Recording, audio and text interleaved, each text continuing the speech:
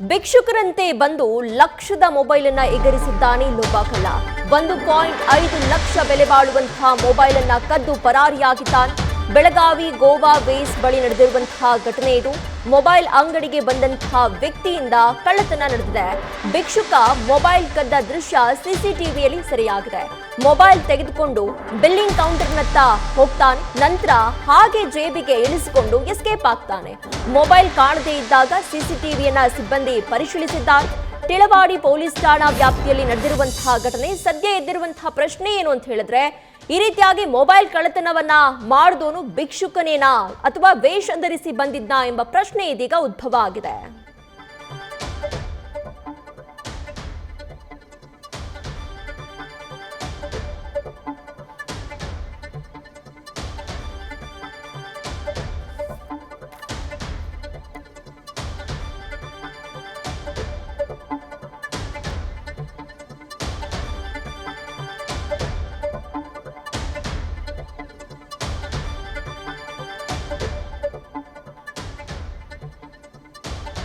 ದೃಶ್ಯದಲ್ಲಿ ಗಮನಿಸ್ತಾ ಇರಬಹುದು ನೀವು, ಭಿಕ್ಷುಕರಂತೆ ಕಾಣುವಂತಹ ಒಬ್ಬ ವ್ಯಕ್ತಿ ನಿಂತ್ಕೊಂಡು ಮೊಬೈಲ್ ಅನ್ನ ನೋಡ್ತಾ ಇದ್ದಾನೆ.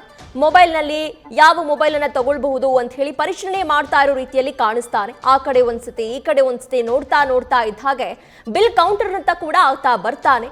ಏನೋ ಆ ಒಂದು ರೇಟಿಂಗ್ ಬಗ್ಗೆನೋ ಅಥವಾ ಮೊಬೈಲ್ನ ಫೀಚರ್ಸ್ ಬಗ್ಗೆನೋ ಏನೋ ಡೌಟ್ ಇರ್ಬೋದು, ಆ ಕಾರಣಕ್ಕಾತ ಅಲ್ಲಿಗೆ ಬಂದಿರಬಹುದು ಅಂತ ಅನಿಸಿದ್ರು ಕೂಡ ಕ್ಷಣ ಮಾತ್ರದಲ್ಲಿ ಆ ಒಂದು ವ್ಯಕ್ತಿ ಏನ್ ಮಾಡ್ತಾನೆ, ಆ ಮೊಬೈಲ್ನ ಸೀದವಾಗಿ ತನ್ನ ಜೋಬಿಗೆ ಇಳಿಸ್ಕೊಳ್ತಾನೆ. ಕೆಲವೇ ಕ್ಷಣಗಳಲ್ಲಿ ಅಂಗಡಿಯಿಂದ ಆತ ಎಸ್ಕೇಪ್ ಆಗ್ತಾನೆ. ಈ ದೃಶ್ಯವನ್ನ ನೋಡ್ತಾ ಇದ್ರೆ ಆತ ಮೊಬೈಲ್ ಅನ್ನ ಕಳ್ಳತನ ಮಾಡೋದಕ್ಕೆ ಅಂತ ಹೇಳಿಯೇ ಈ ರೀತಿಯಾಗಿ ವೇಷ ಧರಿಸ್ಕೊಂಡು ಬಂದಿದ್ದ ಅನ್ನುವಂಥದ್ದು ಕಾಣಿಸ್ತಾ ಇದೆ.